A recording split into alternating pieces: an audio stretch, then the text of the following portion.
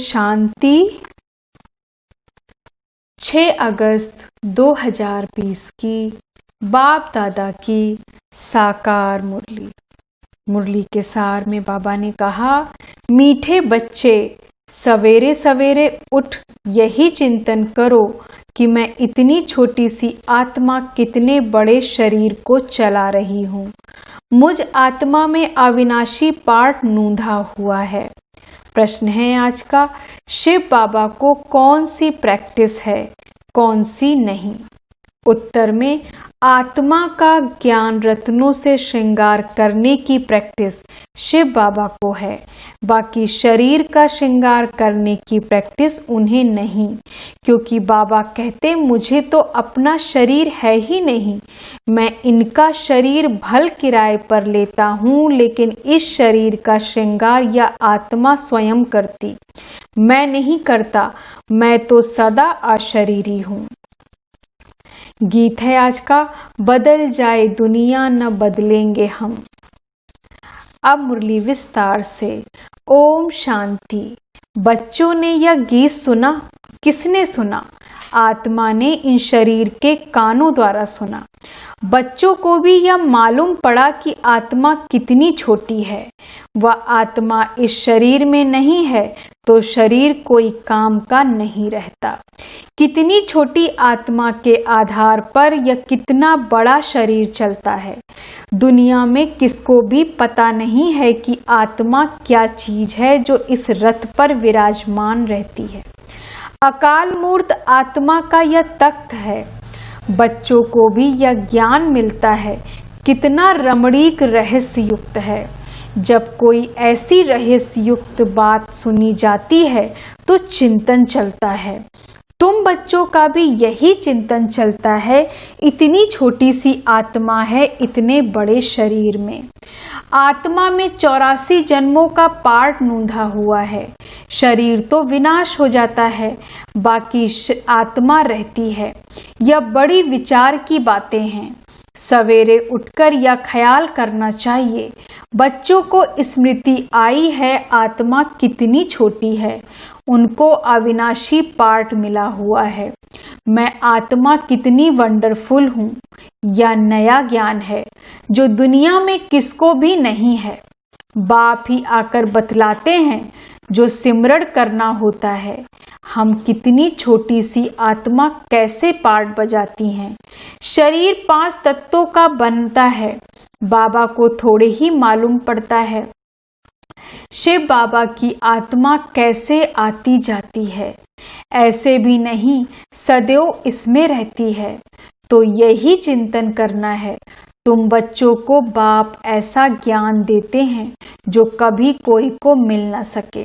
तुम जानते हो बरोबर यह ज्ञान इनकी आत्मा में नहीं था, और सत्संगों में ऐसी ऐसी बातों का कोई का ख्याल नहीं रहता। आत्मा और परमात्मा का रिंचक भी ज्ञान नहीं है।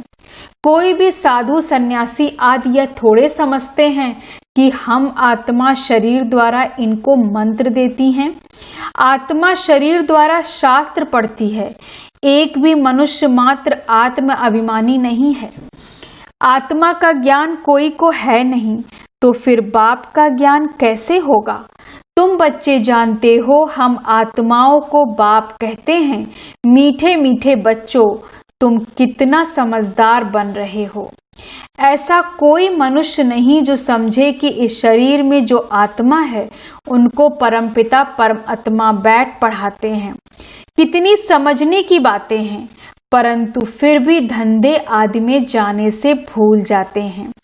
पहले तो बाप आत्मा का ज्ञान देते हैं जो कोई भी मनुष्य मात्र को नहीं है। गायन भी है ना, आत्माएं परमात्मा अलग रहे बहुकाल, हिसाब है ना। तुम बच्चे जानते हो आत्मा ही बोलती है शरीर द्वारा। आत्मा ही शरीर द्वारा अच्छे व बुरे काम करती है। बाप आकर आत्माओं को कितना गुलगुल बनाते हैं।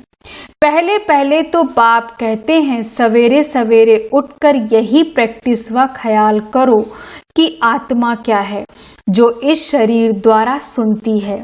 आत्मा का बाप परम पिता परमात्मा है जिसको पतित पावन ज्ञान का सागर कहते हैं। फिर कोई मनुष्य को सुख का सागर, शांति का सागर कैसे कह सकते हैं? क्या लक्ष्मी नारायण को कहेंगे सदैव पवित्रता का सागर? नहीं, एक बाप ही सदैव पवित्रता का सागर है। मनुष्य तो सिर्फ भक्ति मार्ग के शास्त्रों का बैठ वर्णन करते हैं, प्रैक्टिकल अनुभव नहीं है। ऐसे नहीं समझेंगे कि हम आत्मा इस शरीर से बाप की महिमा करते हैं, वही सुख देने वाला है। बाप कहते हैं, हे आत्माएं, अब मेरी मत पर चलो। या अविनाशी आत्मा को अविनाशी बाप द्वारा अविनाशी मत मिलती है, वह विनाशी शरीरधारियों को विनाशी शरीरधारी की ही मत मिलती है। सतयुग में तो तुम यहाँ ही प्रारब्ध पाते हो, वहां कभी उल्टी मत मिलती ही नहीं। अभी की श्रीमत ही अविनाशी बन जाती है जो आधा कल्प चलती है। यह नया ज्ञान है। कितनी बुद्धि चाहिए किसको ग्रहण करने की, और एक्ट में आना चाहिए। जिन्होंने शुरू से बहुत भक्ति की होगी वही अच्छी रीति धारण कर सकेंगे। यह समझना चाहिए, अगर हमारी बुद्धि में ठीक रीति धारणा नहीं होती है तो जरूर शुरू में हमने भक्ति की है। बाप कहते हैं, कुछ भी नहीं समझते हो तो बाप से पूछो, क्योंकि बाप है अविनाशी सर्जन। उनको सुप्रीम सोल भी कहा जाता है। आत्मा पवित्र बनती है तो उनकी महिमा होती है। आत्मा की महिमा है तो शरीर की भी महिमा होती है। आत्मा तमो प्रधान है तो शरीर की भी महिमा नहीं। इस समय तुम बच्चों को बहुत गुह बुद्धि मिलती है, आत्मा को ही मिलती है। आत्मा को कितना मीठा बनना चाहिए, सबको सुख देना चाहिए। बाबा कितना मीठा है, आत्माओं को भी बहुत मीठा बनाते हैं। आत्मा कोई भी अकर्तव्य कार्य कर न सके, या प्रैक्टिस करनी है, चेक करना है कि मेरे से कोई अकर्तव्य तो नहीं होता है। शिव बाबा कभी अकर्तव्य कार्य करेंगे नहीं, वह आते ही हैं उत्तम से उत्तम कल्याणकारी कार्य करने, सबको सद्गति देने। तो जो बाप कर्तव्य करते हैं बच्चों को भी ऐसा कर्तव्य करना चाहिए। यह भी समझाया है, जिसने शुरू से लेकर बहुत भक्ति की है उनकी बुद्धि में ही ज्ञान ठहरेगा। अभी भी देवताओं के ढेर भक्त हैं, अपना सिर देने के लिए भी तैयार रहते हैं। बहुत भक्ति करने वालों के पिछाड़ी कम भक्ति करने वाले लटकते रहते हैं, उनकी महिमा गाते हैं। उनका तो स्थूल में सब देखने में आता है, यहाँ तुम हो गुप्त। तुम्हारी बुद्धि में सृष्टि के आदि मध्य अंत का सारा ज्ञान है, यह भी बच्चों को मालूम है। बाबा हमको पढ़ाने आए हैं, अब फिर हम घर जाएंगे। यहाँ सब आत्माएं आती हैं, वह हमारा घर है। वहाँ शरीर ही नहीं तो आवाज कैसे हो? आत्मा के बिना शरीर जड़ बन जाता है। मनुष्यों का शरीर में कितना मोह रहता है। आत्मा शरीर से निकल गई तो बाकी 5 तत्व उन पर भी कितना लव रहता है। स्त्री पति की चिता पर चढ़ने के लिए तैयार हो जाती है, कितना मोह रहता है शरीर में। अभी तुम समझते हो नष्टो मोहा होना है सारी दुनिया से। यह शरीर तो खत्म होना है तो उनसे मोह निकल जाना चाहिए, परंतु बहुत मोह रहता है।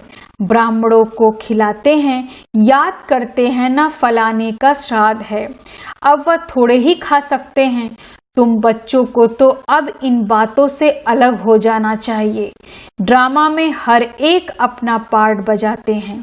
इस समय तुमको ज्ञान है, हमको नष्टो मोहा बनना है। मोहजीत राजा की भी कहानी है ना, और कोई मोहजीत राजा होता नहीं। यह तो कथाएं बहुत बनाई है ना, वहाँ अकाले मृत्यु होती नहीं तो पूछने की भी बात नहीं रहती।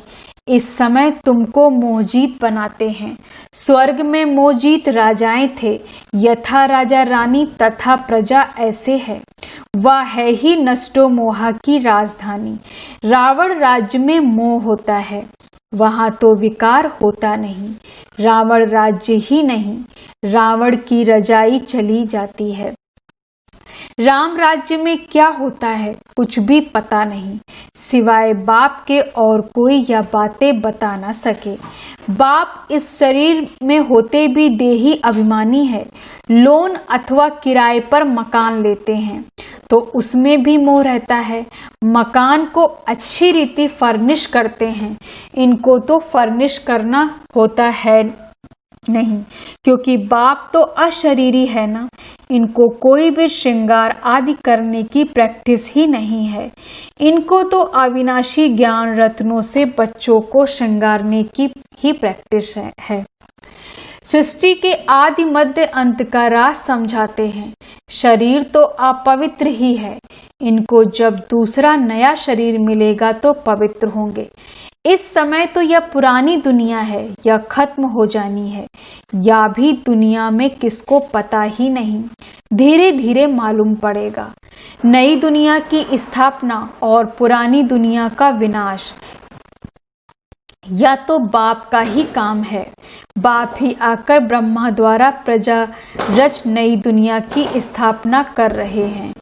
तुम नई दुनिया में हो, नहीं नई दुनिया स्थापन होती है तो ब्राह्मणों की चोटी भी ऊंच है। बाबा ने समझाया है, बाबा के सम्मुख आते हो तो पहले यह याद करना है कि हम ईश्वर बाप के सम्मुख जाते हैं। शिव बाबा तो निराकार है, उनके सम्मुख हम कैसे जाएं? तो उस बाप को याद कर फिर बाप के सम्मुख आना है। तुम जानते हो वह इसमें बैठा हुआ है। यह शरीर तो पतित है। शिव बाबा की याद में ना रह कोई काम करते हो तो पाप लग जाता है। हम शिव बाबा के पास जाते हैं, फिर दूसरे जन्म में दूसरे संबंधी होंगे, वहां देवताओं की गोद में जाएंगे। यह ईश्वरी गोद एक ही बार मिलती है।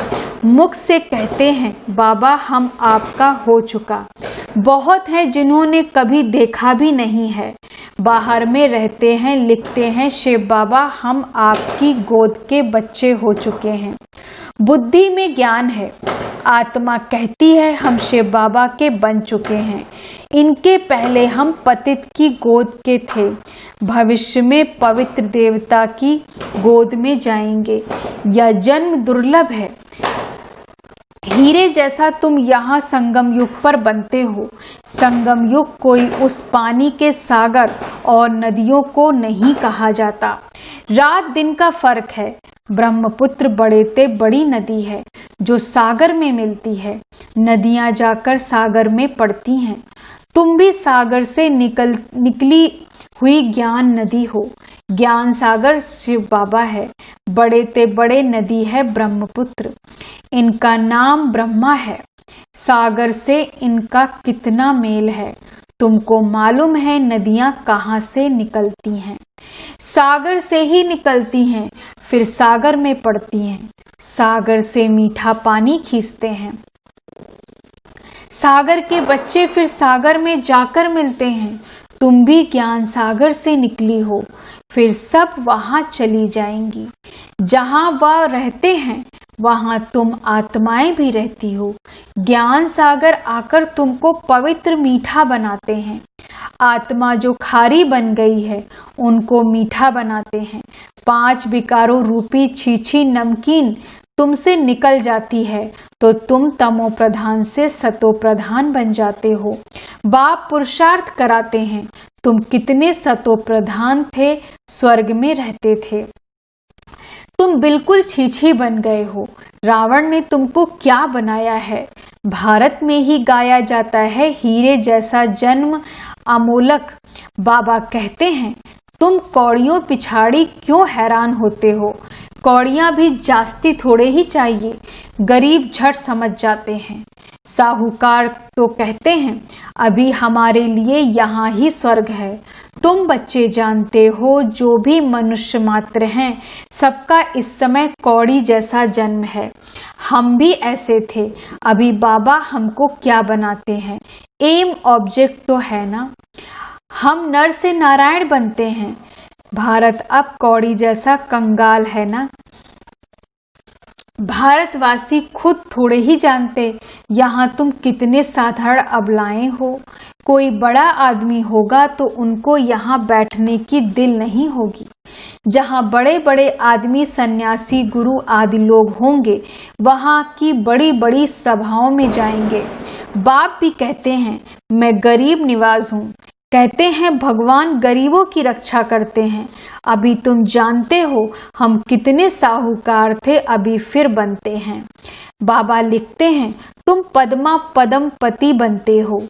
वहां पर मारा मारी नहीं होती, यहाँ तो देखो पैसे के पीछे कितनी मारा मारी है, रिश्वत कितनी मिलती है। पैसे तो मनुष्यों को चाहिए ना। तुम बच्चे जानते हो बाबा हमारा खजाना भरपूर कर देते हैं। आधा कल्प के लिए जितना चाहिए उतना धन लो, परंतु पुरुषार्थ पूरा करो, गफलत नहीं करो। कहा जाता है ना फॉलो फादर को फॉलो करो तो यह जाकर बनेंगे।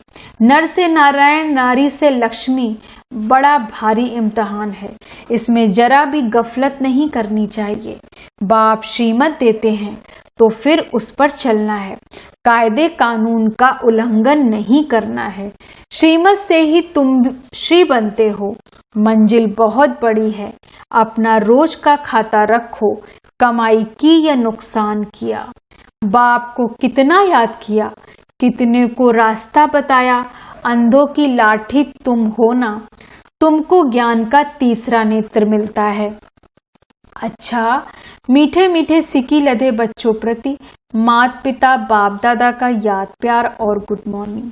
रूहानी बाप की रूहानी बच्चों को नमस्ते। हम रूहानी बच्चों की रूहानी बाप दादा को गुड मॉर्निंग, नमस्ते नमस्ते नमस्ते। धारणा के लिए मुख्य सार। पहली पॉइंट, जैसे बाप मीठा है ऐसे मीठा बन सबको सुख देना है। कोई भी अकर्तव्य कार्य नहीं करना है, उत्तम से उत्तम कल्याण का ही कार्य करना है। दूसरी पॉइंट, कौड़ियों के पिछाड़ी हैरान नहीं होना है, पुरुषार्थ कर अपनी जीवन हीरे जैसी बनानी है, गफलत नहीं करनी है। वरदान है आज का, चैलेंज और प्रैक्टिकल की समानता द्वारा स्वयं को पापों से सेफ रखने वाले विश्व सेवाधारी भव। चैलेंज और प्रैक्टिकल की समानता द्वारा स्वयं को पापों से सेफ रखने वाले विश्व सेवाधारी भव।